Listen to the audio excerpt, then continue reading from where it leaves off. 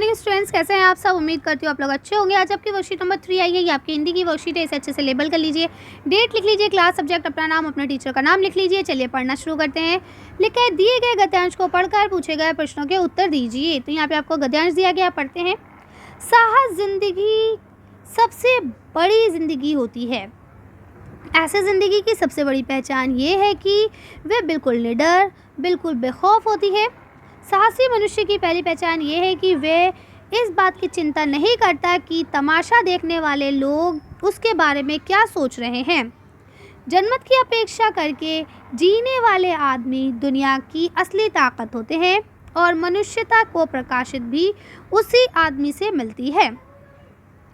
आस पड़ोस को देखकर चलना यह साधारण जीवन का काम है। क्रांति करने वाले लोग अपने उद्देश्य की तुलना ना तो पड़ोस के उद्देश्य से करते हैं और ना ही अपनी चाल को नहीं पड़ोसों की चाल देखकर परिमित करते हैं, मध्यमिक करते हैं। ठीक है, अब कहने का मतलब ये है कि साहस हमारी ज़िंदगी का सबसे बड़ा मकसद है, सबसे बड़ी चीज़ है। साहसी जो इंसान होता है वो बिल्कुल निडर होता है, बेखौफ होता है। उसको इस चीज़ की तो बिल्कुल चिंता नहीं होती कि देखने वाले लोग उसके बारे में क्या सोचेंगे।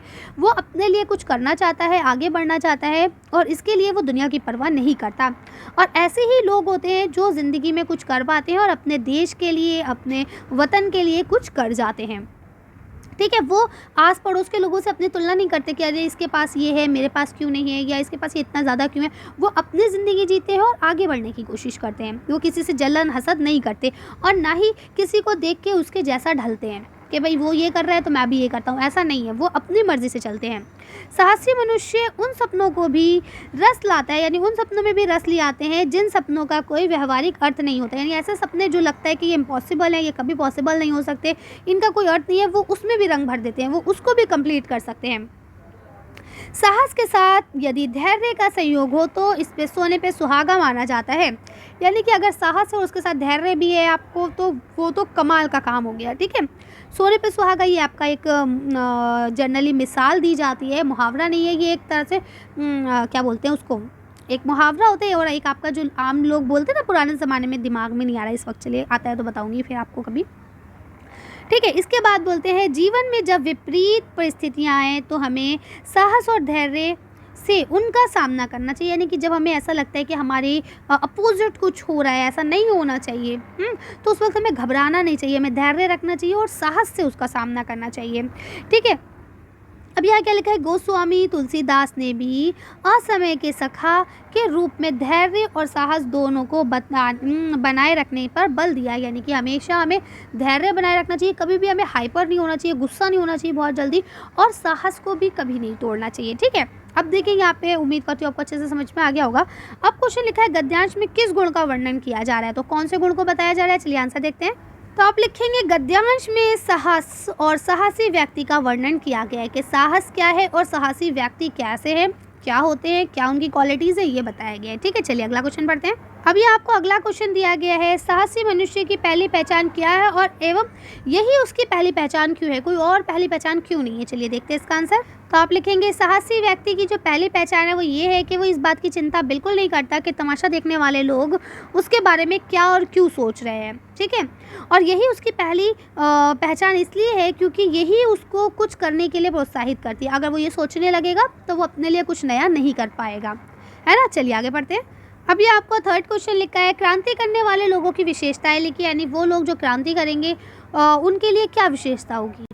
तो देखिए आप यहाँ से लिखेंगे कि क्रांति करने वाले जो लोग होते हैं वो अपने उद्देश्य की तुलना ना तो पड़ोस के उद्देश्य करते हैं और ना ही अपनी चाल पड़ोसी लोगों के देख के धीरी करते हैं। ऐसा कुछ नहीं है, वो अपनी धुन में रहते हैं और अपनी मर्जी से काम करते हैं और कुछ नया करते हैं।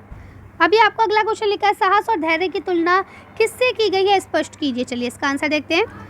तो देखिए इसमें अभी आपने पढ़ा था कि साहस और धैर्य की जो तुलना है वो सोने पे सुहागा से की गई है और ये एक मुहावरा है जिसका अर्थ होता है बेहतर होना या किसी अच्छे काम को और अच्छे गुणा जाना। यानी साहस होना, कोई इंसान साहसी है वो तो वैसे ही बहुत अच्छी बात है और उसमें और ज़्यादा गुण तब आ जाते हैं जब वो व्यक्ति साहसी होने के साथ साथ धैर्य भी रखता है। ठीक है, चलिए अगला क्वेश्चन पढ़ते हैं। तो अब देखिए यहाँ आपका लिखा है, गतिविधि आप साहस एवं धैर्य के संबंध में स्वयं को कहाँ पाते हैं। यानी अगर साहस और धैर्य की बात की जाए तो आप अपने आप को किस जगह पे पाते हैं। ठीक है। इसके अलावा लिखा है इसके लिए आप घर के बड़ों से चर्चा कर सकते हैं और अपने विचारों को लिख सकते हैं। ठीक है, देखिए जो आपका धैर्य है वो ये है कि वो धीरे धीरे काम कर रहे हैं और उन्हें यकीन है एक ना एक दिन हम काम पूरा कर सकते हैं, है ना। धीरे धीरे काम करना, हाइपर नहीं होना एकदम से। अब हम बात करते हैं साहस की। तो साहस का मतलब ये होता है कि देखिए अब इतने ऊंचे से छलांग लगानी, हमें साहस है, ये हिम्मत है, ये नहीं सोचा कि अब क्या होगा, कोई क्या सोचेगा हमारे बारे में, समझ रहे हैं। तो चलिए इसका आंसर देखते हैं। वैसे इसका आंसर आपको खुद करना है कि आपके अंदर कितना धैर्य है, आपके अंदर कितना साहस है। ठीक है, आप कितनी बार गिर के कितनी बार संभल सकते हैं। तो इसके लिए तो आप अपने मम्मी पापा की हेल्प लेंगे, लेकिन एक जर्नल सा आंसर मैंने आप लोगों के लिए लिखा है, उसको देख लेते हैं।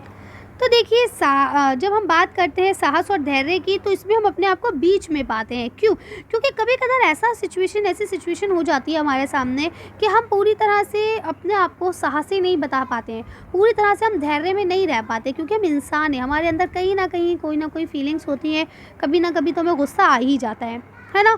तो इसे आप कर सकते हैं। चलिए आज की वीडियो को हम यहीं खत्म करते हैं। आज की वर्कशीट में बस इतना ही। अगर आपको हमारी वीडियो पसंद आई हो तो प्लीज़ इसे लाइक और शेयर करें। अगर अभी तक आपने मेरे चैनल को सब्सक्राइब नहीं किया तो प्लीज़ मेरे चैनल को सब्सक्राइब करें। Thank you for watching.